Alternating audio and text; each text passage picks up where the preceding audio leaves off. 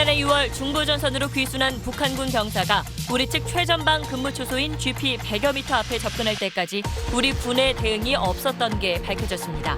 이 병사가 북한에서 넘어올 때부터 발견해 정해진 귀순 지침에 따라 남쪽으로 유도했다는 당시 우리 군의 설명과 전혀 다른 겁니다. 단독 보도합니다. 문재인 대통령이 신년 기자회견에서 꽉 막혔던 남북 대화가 복원됐으며 이제 시작이라고 평가했습니다. 대화의 목표는 한반도 비핵화며 현 시점에서 대북 제재를 완화할 생각은 없다고 밝혔습니다. 문 대통령은 또 위안부 합의 후속 조치가 현실적으로 최선이었다고 설명했습니다. 일본으로부터 이미 받아놓은 10억 엔을 어떻게 처리할지는 피해 할머니 일본과 협의하겠다고 말했습니다. 정부는 이번 주부터라도 남북 합의 후속 조치를 위한 실무회담을 추진하기로 했습니다. 앞서 남북은 어제 북한의 평창올림픽 참가와 남북 고위급 군사회담 개최 등 3개 항에 합의했습니다. 로또 복권 판매량이 지난해 역대 최고 기록을 갈아치웠습니다. 취업난이 좀처럼 풀리지 않는 가운데 일확천금을 노리는 서민들이 갈수록 늘고 있습니다.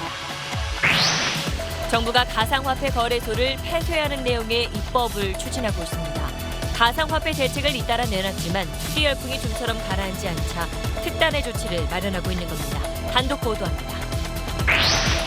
대설특보가 이틀째 이어진 호남과 충청 지방을 중심으로 많은 눈이 내렸습니다. 쌓인 눈 때문에 교통이 통제되고 크고 작은 사고도 잇따랐습니다. 유엔 안보리 제재를 이행하기 위해 중국 내 북한 기업과 식당을 폐쇄하는 시한이 어제 끝났습니다. 하지만 베이징의 북한 식당들이 여전히 영업하고 있는 사실이 SBS 취재 결과 확인됐습니다.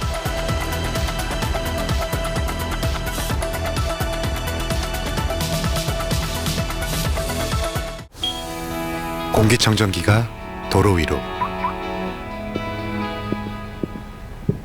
내일을 바꾸는 현대수소 전기차. 여러분 안녕하십니까? 오늘 8시 뉴스는 지난해 6월 중부전선에서 귀순한 한 북한 병사에 대한 SBS의 단독 보도로 시작하겠습니다. 우리 군은 당시 이 병사를 정해진 귀순 지침에 따라 안전하게 남쪽으로 유도했다고 밝혔습니다. 그런데 해당 병사가 저희 취재진에 털어놓은 귀순 과정은 군의 설명과는 많이 달랐습니다. 최전방 감시 초소인 GP와 GP를 잇는 추진 철책을 넘을 때까지 군이 아무런 대응을 하지 않았다는 겁니다.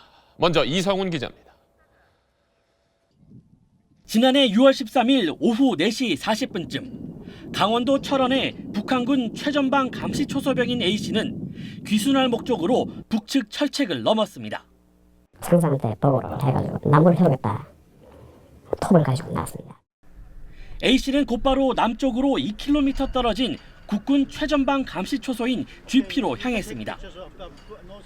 A씨는 1시간 넘게 포복으로 산을 넘어 군사분계선 앞까지 내려왔습니다. 군사분계선을 넘기 전 귀순 의사를 알려야겠다는 생각에 GP를 향해 손을 흔들었습니다. 5분 동안 의사를 밝혔습니다. 근데 아무런 기미도 없더라고요. 왔다 갔다 하면서 저를 본 같은 데는 저를 못 봤는지 가만히 있더라고요. 마냥 기다릴 수 없어 군사분계선을 넘은 A씨는 수차례 손을 흔들며 GP와 GP 사이를 잇는 추진 철책에 다다랐습니다. A씨는 이곳에서도 귀순 의사를 밝히기 위해 소리를 지르고 쇠톱으로 철책을 긁거나 쳤다고 증언했습니다. 여보시오.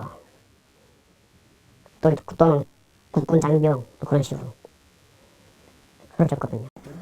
쳤죠, 쇠톱으로. 참 소리가 세요. 참 캥캥한데 못 듣거든요. 다시 철책을 따라 걸음을 옮긴 A씨는 막다른 길에서 한 사람이 드나들 크기의 통문을 발견합니다. 자물쇠가 헐겁게 채워진 통문을 발로 찾아 문 위쪽이 기울었고 A씨는 벌어진 틈으로 쉽게 철책의 통문을 넘었습니다. 그걸 발로 여기 발로 차니까 이 문이 끝이가 이렇게 해서 여기 구석에 이렇게 짜면서 짬을 해가지고 한 발에 놓쳐 뛰죠. 추진 철책을 넘은 뒤 A씨는 GP 쪽으로 향했고 GP 100여 미터 앞에서 무장한 우리군과 마주쳤다고 증언했습니다. 이에 대해 국방부는 추진 철책을 넘은 뒤 GP 300여 미터 전방에서 유관과 감시 카메라로 A씨를 발견해 안전하게 귀순을 유도했다고 밝혔습니다. SBS 이성훈입니다. 자, 이 귀순 병사가 별 제재 없이 문을 부수고 넘은 이 추진 철책이 어딘지 잠시 설명드리겠습니다. 흔히 우리가 이 최전방 철책으로 알고 있는 이 GOP 철책과 달리 이 비무장지대 안에 있는 GP와 GP를 이은 철책입니다. 지난 2015년 발생한 이른바 숙박 귀순 기억하실 겁니다. 그때 북한 병사가 이 추진 철책에 못 미친 지점에서 하룻밤 잔 뒤에 귀순했는데도 발견하지 못했다면서 당시 군 경계가 소홀했다는 지적이 있었습니다.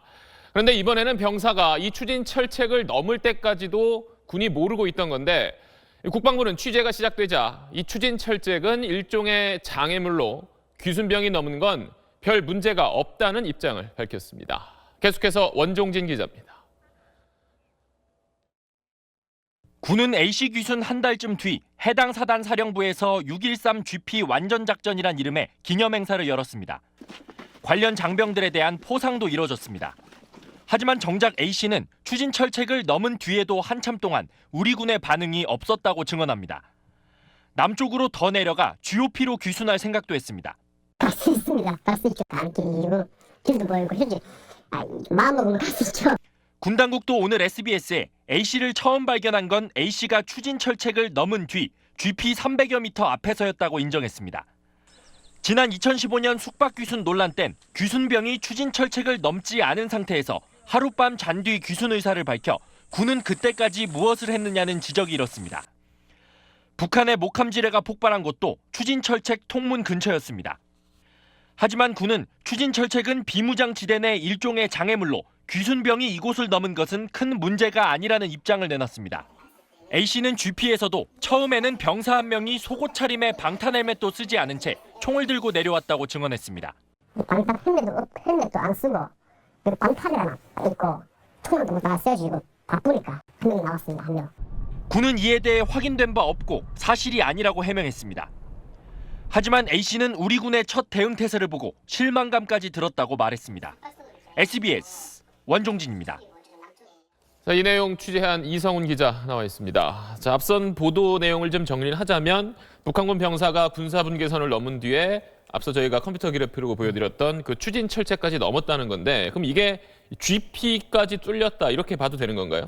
GP가 뚫렸다는 그런 의미는 아닙니다. 우리 군의 최전방 감시 초소인 GP는 뚫리지 않았습니다. GP와 GP를 잇는 추진 철책을 네. 북한군이 우리 몰래 넘었다는 표현이 정확합니다. 근데 아까 이 귀순 병사의 지금 이야기를 들어보면 귀순 사실을 알리려고 뭐 여러 가지 해봤는데도 우리 군이 아무런 반응이 없었다는 건데 당시 경계 태세에 좀 문제가 있던 거 아닌가요? 그렇습니다. 이 문제는 GP가 자신의 역할을 제대로 하지 못했다는 데 있습니다. 네. GP는 비무장지대 안에 있는데요. 보통 한 개소대, 그러니까 한 30여 명의 병사들이 이쪽에서 생활하면서 북측 지역을 감시합니다. 그렇죠. 그런데 북한군 병사가 군사분계선을 넘을 때도 몰랐고요. 네. 그리고 추진 철책을 넘었을 때도 몰랐습니다. 철책을 넘어서 GP 초소를 향해서 50m가량 걸어갈 때도 우리 군은 이를 눈치채지 못했습니다. 맨 처음 이 북한군 병사가 우리 초소를 향해서 손을 흔든 지점이 우리 GP 초소로부터 1km 정도 떨어진 지점이었고요. 그 이후에 쇠톱을 치면서 여보시오, 국군장병 이렇게 소리를 크게 낸 지점은 GP로부터 600m 정도 떨어진 지점이었습니다. 네. 그리고 월책을 한 추진 철책은 GP로부터 불과 400m밖에 떨어져 있지 않았습니다. 결코 멀지 않은 거리에다가 북한군은 당시 여름이어서 전방 시야가 확보가 돼 있었고 네. 해가 오래 떠 있었다 이렇게 증언을 했는데요. 하지만 우리 군은 취재가 들어가니까 당시에 안개가 많이 끼어 있었고 낙뢰가 쳐서 물리적으로 북한군을 감시하기가 어려운 상황이었다 이렇게 해명했습니다. 근데 안개가 껴 있어도 제가 알기로 그쪽에 뭐 열 감시 장비라든지 이런 아마 전방 주시 장비가 많이 있는데 그거를 알지 못했다는 해명이 쉽게 납득가지는 않는데 그리고 또 귀순 당시에 뭐 러닝 셔츠 차림에 우리 병사가 뛰어내려왔다 이런 얘기도 있던데 여기에 대해서는 군은 뭐라고 하나요? 앞서 보도에도 나왔지만 우리 군은 이런 증언에 대해서는 그런 사실은 확인된 바가 없다고 취재진에 밝혔습니다. 하지만 귀순 병사는 이 처음에 내려온 국군 병사의 러닝셔츠 색깔까지 정확히 기억을 하고 증언을 했는데요. 네. 또 당시 GP 안의 상황도 굉장히 소상하게 증언을 했습니다. 속옷 차림의 병사가 맨 처음 내려온 것이 맞다면 경계태세에 문제가 있다고 볼 수 있습니다. 군 당국에 조금 더 해명이 좀 더 필요한 부분이 있네요. 네, 잘 들었습니다. 다음 소식입니다. 문재인 대통령이 오늘 신년 기자회견에서 꽉 막혔던 남북 대화가 복원됐다며 이제 시작이라고 평가했습니다. 대화 목표는 어디까지나 한반도 비핵화라면서 현 단계에서 대북 제재를 완화할 생각은 없다고 밝혔습니다. 먼저 남승무 기자입니다. 문재인 대통령은 어제 남북 고위급 회담에 대해 출발이 좋았다며 기대감을 나타냈습니다. 평창올림픽을 남북 관계 개선, 나아가 한반도 평화의 전기로 만들겠다고 밝혔습니다. 다만 평창올림픽을 계기로 대북 제재를 완화할 수 있느냐는 질문엔 현재로선 그럴 생각이 없다고 말했습니다. 한국이 국제적인 어떤 대북 제재와 별개로 독자적으로 대북 제재를 완화할 생각은 지금은 가지고 있지 않다. 개성공단이나 금강산 관광 재개도 유엔 안보리 제재 틀 속에서 판단하지 않을 수 없다고 선을 그었습니다. 대북 제재 완화는 비핵화 진전을 전제로 국제사회와 발맞추겠다는 뜻을 분명히 한 겁니다. 남북 관계 개선과 함께 또 북핵 문제 해결도 이루어내야 합니다. 이 두 가지는 따로 갈 수 있는 문제가 아닙니다. 남북 정상회담에 대해선 회담 자체가 목표일 수는 없다며 성과가 담보돼야 한다고 말했습니다. 오늘 회견에선 남북 대화를 바라보는 미국 사회에 우려 섞인 질문도 나왔습니다. 미북 간 갈등 상황이 일어나면 한국은 어떻게 포지셔닝을 할 건지 궁금해하는 미국인들이 꽤 많습니다. 문 대통령은 북한의 위협은 한미 모두에게 마찬가지라며 미국과 긴밀히 공조해 북핵 문제에 대응할 것이라고 강조했습니다. SBS 남승모입니다. 문재인 대통령은 또 위안부 합의 후속 조치에 대해선 현실적으로 최선이었다고 설명했습니다. 일본이 출연한 10억엔은 우리 예산으로 대체하고 이미 받은 돈은 피해 할머니들 또 일본과 협의해 나가겠다고 말했습니다. 계속해서 정유미 기자입니다. 합의 파기도 재협상 요구도 없었던 위안부 합의 후속 조치에 대해 대통령은 만족했느냐는 질문이 나왔습니다. 예, 만족할 수 있겠습니까? 우리가 충분히 만족할 수 없다 하더라도 현실적으로 최선인 그런 방법을 찾아내야 되는 것이죠. 현실적 해법을 고민했다는 뜻으로 읽힙니다. 그러면서도 피해자를 배제한 채 정부 간의 조건을 주고받는 식인 지난 합의로는 위안부 문제가 해결될 수 없다고 거듭 강조했습니다. 진실과 정의의 원칙에 입각한 해결을 촉구하겠다며 일본에 추가 요구를 하겠다는 뜻을 내비쳤습니다. 특히 일본이 출연한 10억엔은 정부 예산으로 대체하겠다고 밝혔습니다. 할머니들에 대한 치유 조치는 우리 정부의 돈으로 하겠다는 것입니다. 기왕에 이루어진 지출들도 다 우리 정부의 돈으로 대체하겠습니다. 피해 할머니들을 위해 일본이 낸 돈은 쓰지 않겠다는 겁니다. 그러나 이미 받아놓은 10억엔을 어떻게 할진 일본과 할머니들 관련 단체와 협의해 나가겠다며 시원한 설명을 내놓진 못했습니다. 이명박 박근혜 정부 때 이루어진 아랍에미리트와의 군사 협력 협정과 MOU에 대해선 비공개 사항이라 밝히진 못한다면서도 개정 협상의 여지를 보였습니다. 좀 흠결이 있을 수 있다면 그런 부분들은 앞으로 시간을 두고 UA 측과 이렇게 수정하거나 보완하는 문제를 협의해 나가겠습니다. 개헌에 대해선 국회 합의를 기다리겠지만 여의치 않으면 정부가 개헌안을 마련하겠다며 의지를 드러냈습니다. SBS 정유미입니다. 자, 일본이 낸 10억엔 이 문제를 좀 더 자세히 들여다보겠습니다. 정부는 우리 예산으로 충당해서 사용하기 이전 상태, 즉 일본이 처음 우리한테 돈을 보내왔을 때로 되돌려 놓겠다는 건데, 자, 이게 과연 피해자 관점의 해법이 될 수 있을지 유성재 기자가 분석했습니다. 2015년 한일 위안부 합의로 설립된 화해치유재단. 일본은 2016년 8월 재단 계좌에 현금 10억엔, 우리 돈 108억 원을 송금했습니다. 재단은 지난해 말까지 44억 원을 위로금 수령에 동의한 위안부 피해자와 유가족에게 지급했습니다. 운영비로도 약 4억 원을 써 남은 돈은 60억 원 정도입니다. 정부는 쓴 만큼 예산을 채워 원래 상태로 만들어 놓고 후속 조치를 논의하겠다는 생각입니다. 재단을 해체하거나 돈을 돌려주면 합의 파기 선언이 되고 일본이 돈을 돌려받을 리도 없으니 재단이 10억엔을 끌어안은 채로 동결에 들어갈 가능성이 큽니다. 이와 별도로 정부는 100억 원 정도를 예비비에서 꺼내 피해자 치유 사업에 쓸 방침입니다. 여기까지가 잘못된 합의에 대한 정부의 출구 전략인데 근본적인 문제가 남습니다. 잘못됐지만 인정하기로 한 2015년 합의에 담긴 최종적, 불가역적 해결이란 문구 때문입니다. 그건 위안부 문제에 대한 최종적 불가역적이 아니라 두 번 다시 사죄 반성은 없다라는 이야기거든요. 그게 지금 굉장히 힘든 벽이에요. 꼼짝하지 않겠다는 일본을 상대로 추가 조치를 끌어내는 외교적 노력이 쉽지 않습니다. 만 26년을 넘긴 오늘 수요 집회에서도 10억엔 반환, 합의 파기 목소리는 이어졌습니다. SBS 유성재입니다.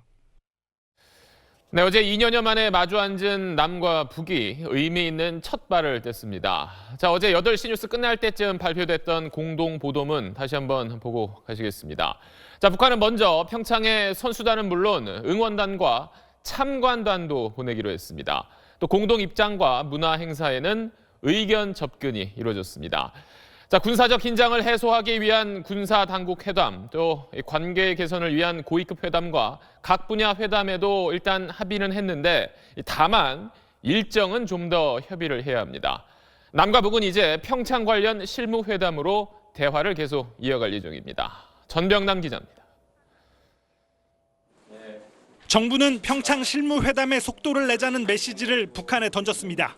이번 주에도 실무회담을 해서 진행했으면 하는 그런 입장이고요. 가급적 빠른 시일 내라도 협의해 나갈 생각입니다.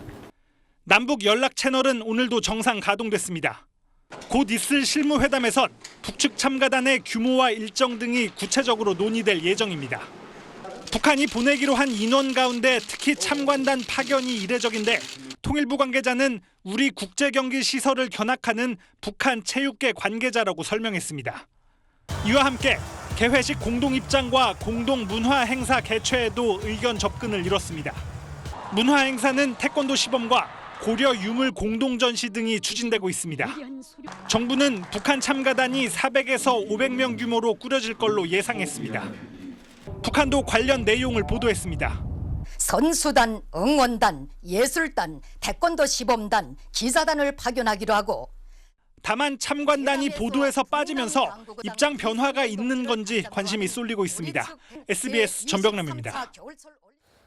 어제 고위급 회담은 전반적으로 분위기가 화기애애했지만 마지막 종결 회의 때는 얼굴을 붉히는 일도 있었습니다. 북한이 비핵화에 반발했기 때문인데 당시 어떤 상황이었는지 김수영 기자가 설명해드리겠습니다. 어제 오전 회담이 끝난 뒤 우리 측 회담 대표인 천혜성 통일부 차관은 북한이 우리 측의 비핵화 언급에 크게 반발하지 않았다고 밝혔습니다. 이 과정에서 북한이 경청했다는 표현까지 나왔습니다. 북측이 특별히 그 문제에 대한 언급을 하거나 어떤 특별한 반응을 보이지는 않고 경청하는 그런 모습을 보였습니다. 하지만 종결회의에서 북측은 돌변했습니다. 언제 그랬냐는 듯 거칠게 반발했습니다. 비핵화 문제를 가지고 회담을 진행하고 있다는 옳도당치 않는 지금 여론을 확산시키고 있습니다. 무엇 때문에 이런 소리를 내돌리는지 참 이해가 되지 않습니다. 우리 언론 보도를 문제 삼은 것으로 미뤄 비핵화에 대해 경청했다는 보도가 평양을 자극한 것으로 보입니다. 평양에서 질책을 받은 것으로 보이는 리성건 위원장은 회담을 끝내고 복귀하면서도 비핵화 관련 질문에는 민감하게 반응했습니다. 그럼 비핵화에 관련해서도 그 북측의 입장이 확고하신 건지 어떻게 또 오도하려고 자꾸 물어보시죠? 한나절 사이에 돌변한 리성건의 반응이 비핵화에 알레르기적인 반응을 보이는 평양의 분위기를 단적으로 보여줬다는 평가입니다. SBS 김수영입니다. 그럼 여기서 안정식 북한 전문 기자와 함께 발표문 내용 좀 더 세세히 분석해 보겠습니다. 자, 어제 발표문 가운데 남과 북이 서로 다른 내용이 있다는데 어떤 부분인 건가요? 예, 남북 간의 좀 발표문에서 다른 부분이 있었는데요. 네. 직접 한번 들어보시겠습니다.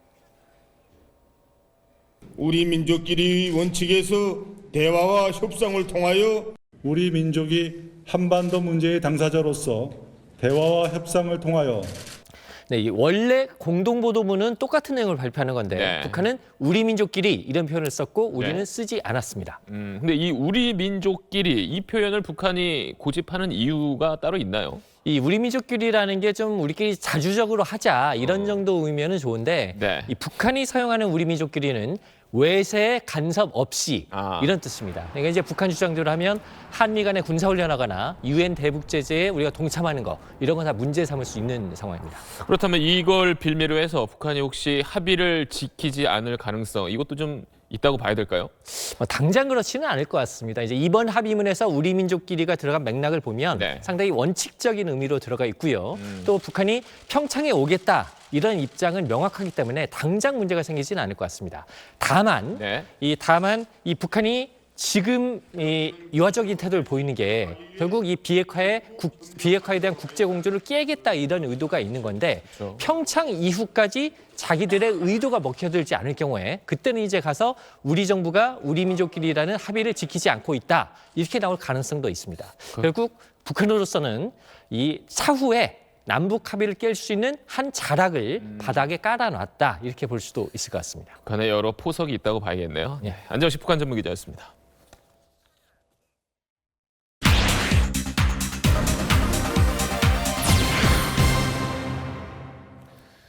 네, 오늘 8시 뉴스에서 다뤄볼 이슈는 바로 다스입니다. 다스의 실소유주가 이명박 전 대통령이라는 의심의 한 축에는 다스 140억 원이 있습니다.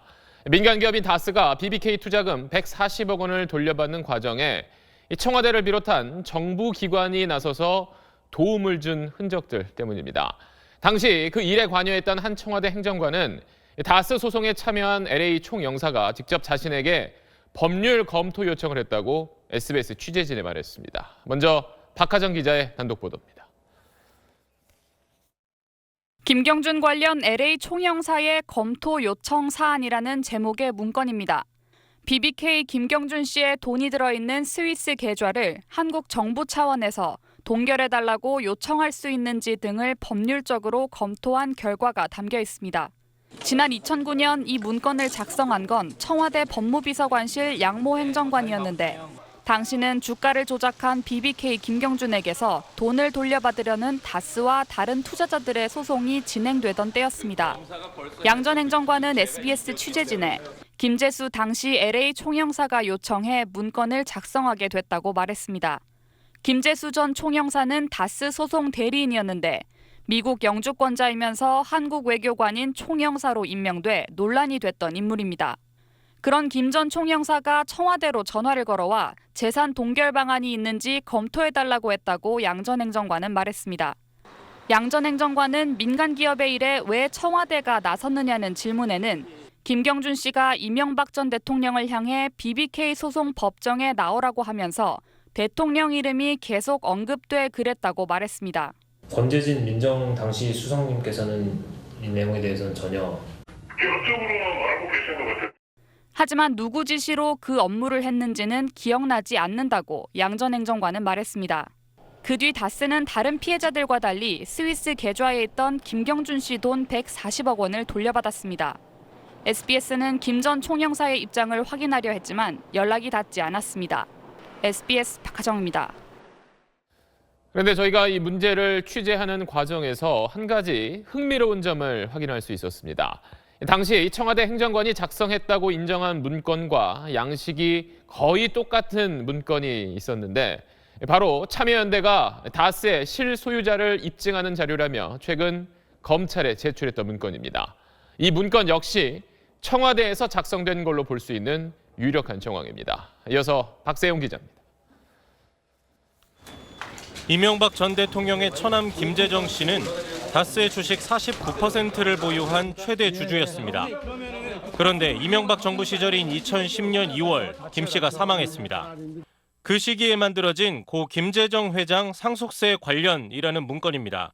대통령의 처남인 김 씨의 다스 주식을 누구한테 상속하고 상속세는 어떻게 낼지 몇 가지 경우로 나눠서 분석한 결과가 담겨 있습니다.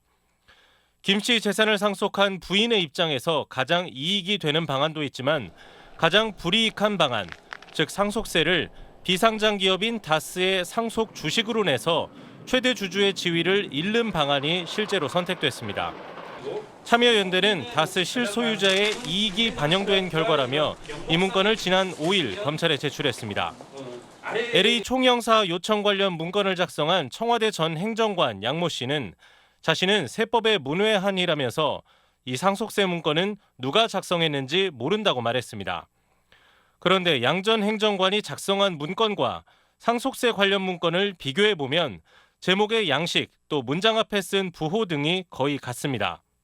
양 전 행정관은 자신이 작성한 문건을 다스로도 보냈다고 말한 적이 있는데 상속세 관련 문건도 청와대에서 만들어져 다스로 보내졌을 가능성이 있습니다. 청와대 그 담당 행정관과 다스의 감사비서실 이걸 감사비서실에서 맡아서 한 거니까 오고 가는 이런 팩스라든지 이런 걸 제가 심부름을 좀 했죠. LA 총영사 문건은 2009년 10월 무렵 작성됐는데 상속세 문건의 작성 시점은 2010년 3월입니다. 이명박 정부 청와대가 소송은 물론 조세 분야까지 다스 문제에 전방위 대응하는 팀을 장기간 운영하면서 직권을 남용했는지 의혹이 규명돼야 합니다. SBS 박세용입니다.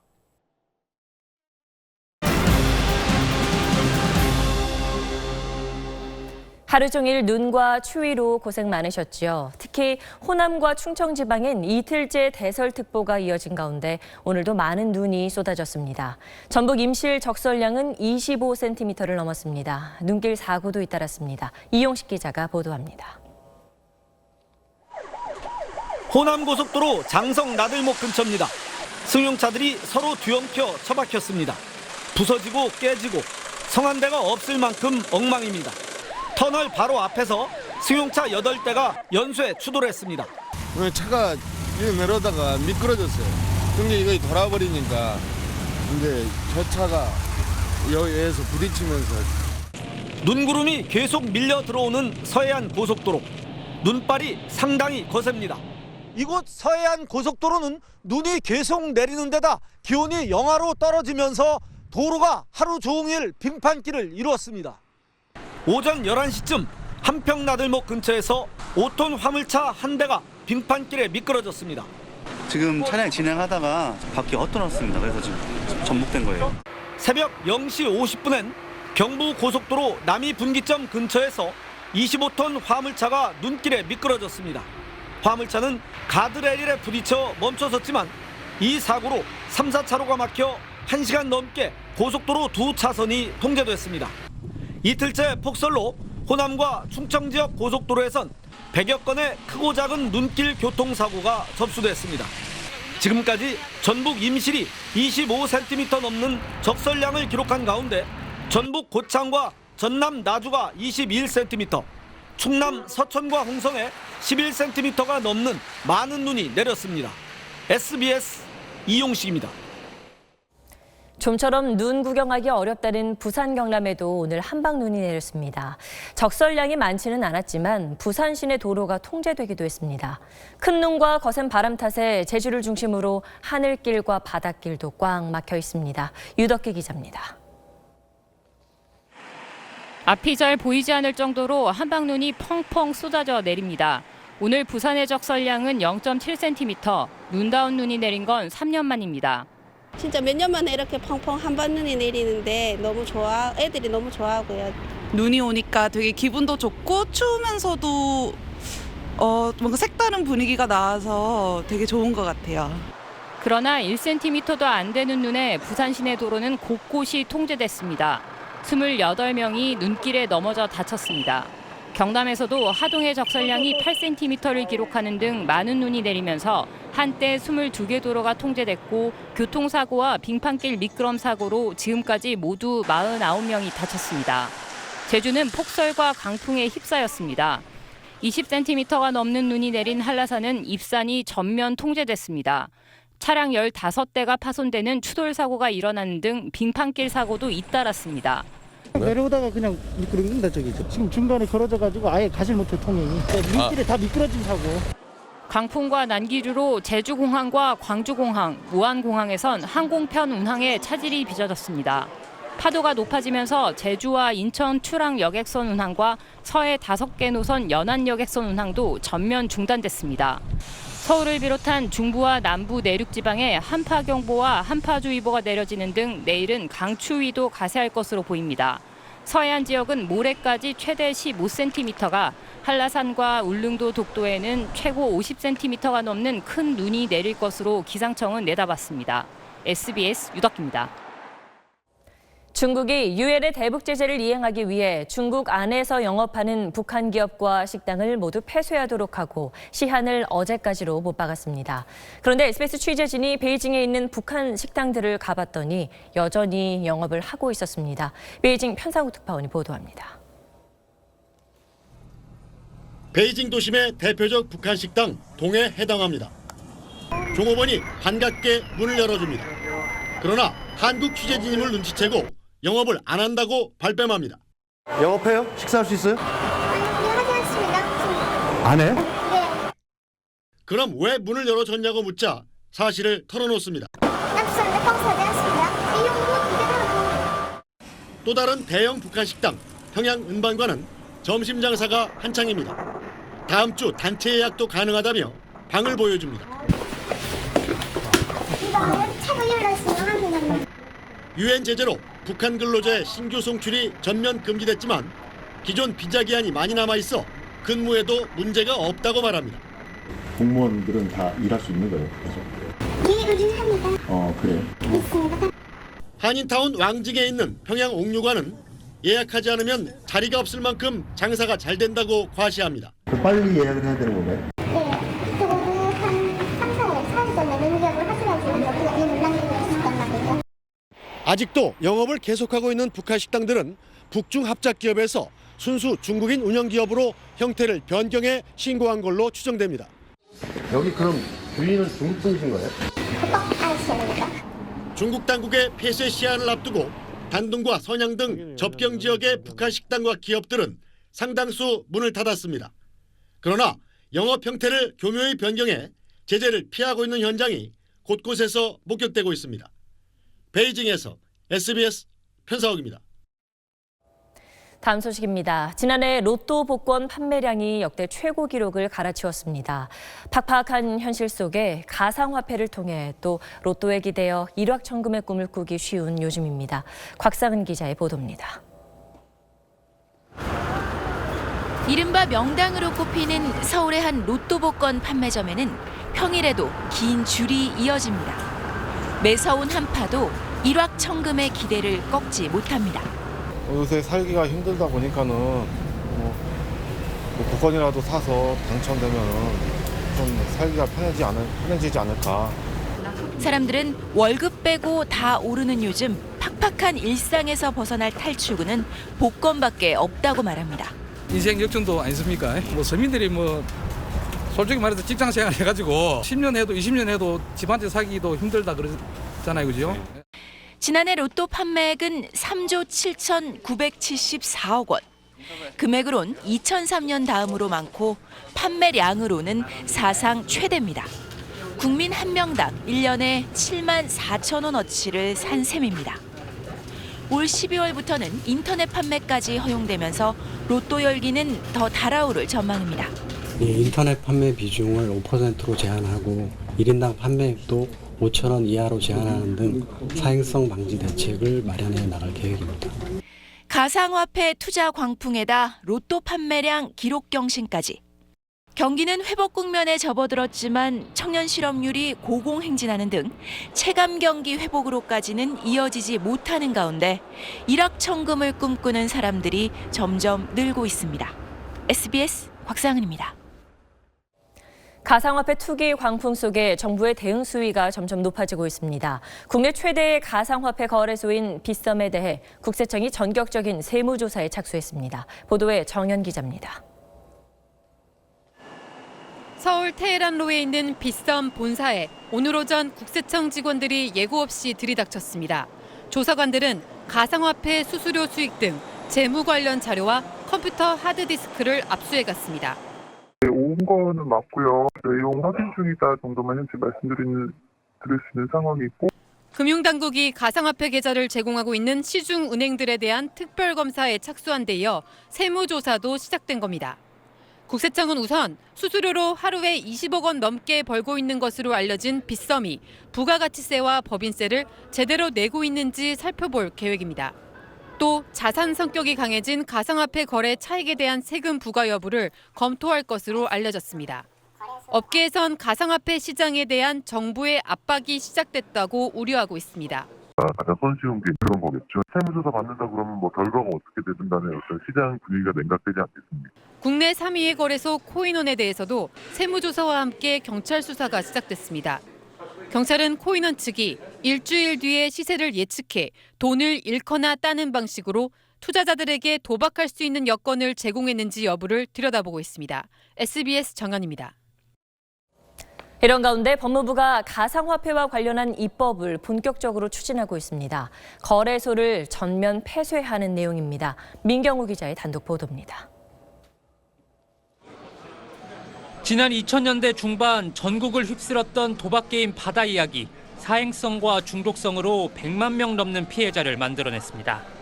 SBS가 입수한 법무부의 가상화폐 폐쇄 법안 설명 자료는 이 바다 이야기의 폐해에서 출발합니다. 법무부는 가상화폐 투기 열풍이 바다 이야기의 10배가 넘는 국가적 충격을 가져올 거라고 보고 있습니다. 2년 내에 투기 거품이 꺼져 330만 명이 수십조 원의 피해를 볼 수 있다며 가상화폐 규제를 주저할 이유가 없다고 적시합니다. 법무부는 가상화폐 중개 자체를 불법으로 보고 거래소를 전면 폐쇄하는 내용의 자체 법안을 마련해 이르면 이번 주 본격적인 부처 간 논의를 시작할 계획입니다. 정부 관계자는 법무부의 안이 정부안으로 최종 확정되면 입법 과정을 통해 투자자들이 빠져나올 여유를 줄 수 있을 거라고 밝혔습니다. 법무부는 가상화폐 시장을 사기성 버블에 불과하다고 평가했습니다. 미래의 핵심 기술로 꼽히는 거래 내역 분산 저장, 즉 블록체인 방식도 이미 공개된 기술이라 6천만 원이면 새 이름의 가상화폐를 만들 수 있는데도 수천억 원 규모로 거래된다는 겁니다. 실제 입법화까지 규제 수위에 대한 정부 부처 간의 이견을 어떻게 조정할지 법무부의 행보가 주목됩니다. SBS 민경호입니다. 애플의 구형 아이폰 성능 저하를 놓고 미국에 이어 우리나라에서도 집단 소송이 시작됩니다. 한 시민단체는 1인당 단말기 평균 가격과 위자료를 합쳐 200만 원 수준의 손해배상 청구 소송을 내기로 했습니다. 법무법인을 통해 소송에 참여하길 원하는 사람도 35만 명을 넘어섰는데 김수영 기자가 이번 소송의 쟁점을 짚어봤습니다. 시민단체 소비자 주권회의는 미국 애플 본사와 애플 코리아를 상대로 내일 법원에 손해배상 청구 소송을 냅니다. 소비자 200여 명이 참여합니다. 배신감도 크고요. 믿었는데 오히려 저렇게 소비자들을 기만하는 모습을 보니까 경각심을 한번 불러일으킬 필요가 있다고 생각해요. 구형 아이폰 성능 저하를 언론이 보도하기 전까지 애플이 이를 숨겨 소비자들에게 큰 피해를 줬다는 겁니다. 정신적인 어떤 손해에 대한 피보상도 플러스가 돼서 대략 한 200만 원 안팎으로 피해 산정하려고 검토 중에 있습니다. 별도 소송을 준비 중인 법무법인들도 이번 주까지 참여 희망자를 모집하고 다음 달 초 소장을 제출할 계획입니다. 하지만 소송은 순탄치 않을 전망입니다. 가장 큰 문제는 미국 집단 소송과 달리 우리나라에서는 성능 저하를 경험한 아이폰 사용자들이 스스로 손해를 입증해야 한다는 점입니다. 소비자들은 앱 중지나 사진 촬영 장애 등 구체적 피해 사실을 제시해야 합니다. 애플의 고의성이 입증돼도 피해액 산정을 놓고 또 공방이 예상됩니다. 이번 소송에 유례 없이 많은 소비자들이 참여할 것으로 보여 애플이 보여온 무성의한 태도가 고쳐질지도 관심거리입니다. SBS 김수영입니다. 오늘 국회에선 제천 화재 참사에 대한 현안 보고가 있었습니다. 유가족들이 국회를 찾아 눈물로 진상규명을 촉구했습니다. 이세영 기자입니다. 유가족들은 세월호 참사 이후 달라진 게 무엇이냐고 국회에 물었습니다. 그때의 허망함과 분노가 채 가시지도 않았는데 저희들은 그때와 똑같은 경험을 하고 말았습니다. 청해진이 건물주로, 해경이 소방관으로 바뀌었을 뿐입니다. 2층 여자 사우나 진입이 늦어진 이유 등 7가지 의혹을 제시하며 진상규명을 촉구하다가 끝내 눈물을 참지 못했습니다. 저희 가족들도 죄송합니다. 아빠 살려줘, 여보 살려줘라는 통화를 수천 번 곱씹고 있습니다.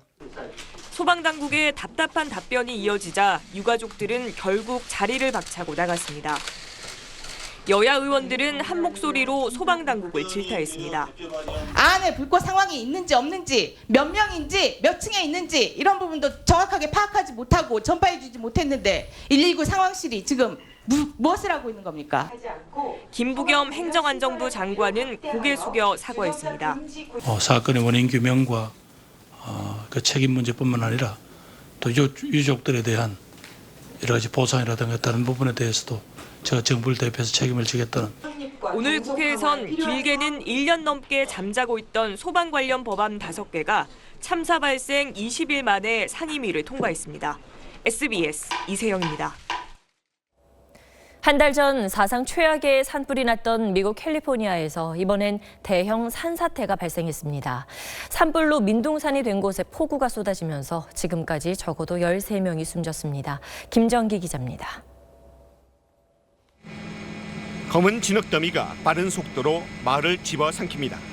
1m 남짓한 담벼락은 거세게 밀려오는 흙더미를 전혀 막지 못합니다. 도로도 끊기고 집과 차들은 토사에 파묻혔습니다.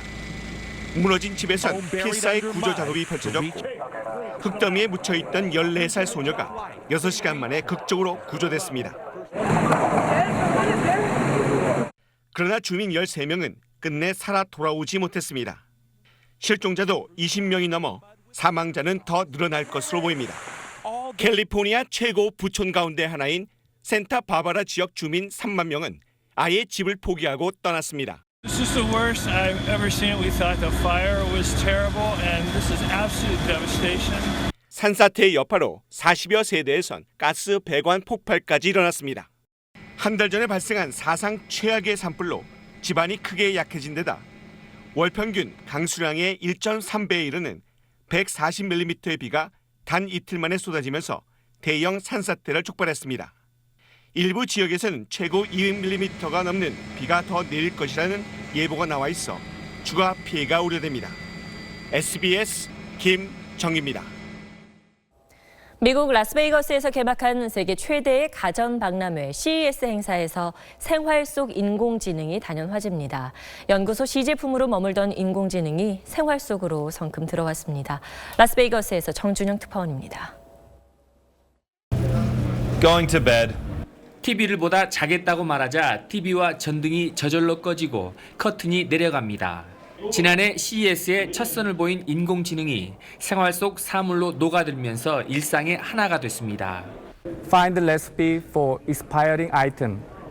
Absolutely. Here are some recipes with ingredients that are expiring soon. 전 시장도 가정집이나 사무실처럼 꾸며졌습니다. 올해 CES 행사의 특징 가운데 하나는 가전회사들이 개별 제품의 혁신 기술을 강조했다기보다는 여러 가지 제품들이 하나로 연결됐을 때 그 편리함을 소비자들이 피부로 느낄 수 있도록 구체화했다는 겁니다. For the companies, artificial intelligence is becoming very important because now consumers are expecting those capabilities in their devices. 신발을 신은 사람의 동작이 스마트폰 화면에 그대로 나타납니다. 밑창에 달린 센서가 스마트 기기와 연결돼 몸 동작을 분석하고 부상을 막아주는 신발입니다. We're also using artificial intelligence, or the shoe is learning how you walk, how your movements are, and this will help you in the future to work more safe, not get injured. 로봇과 자동차를 비롯해 인공지능을 접목한 다양한 제품들이 소개되면서 앞으로 10년 안에 인공지능이 없는 제품은 없을 것이라는 전망까지 나왔습니다. 라스베이거스에서 SBS 정준영입니다.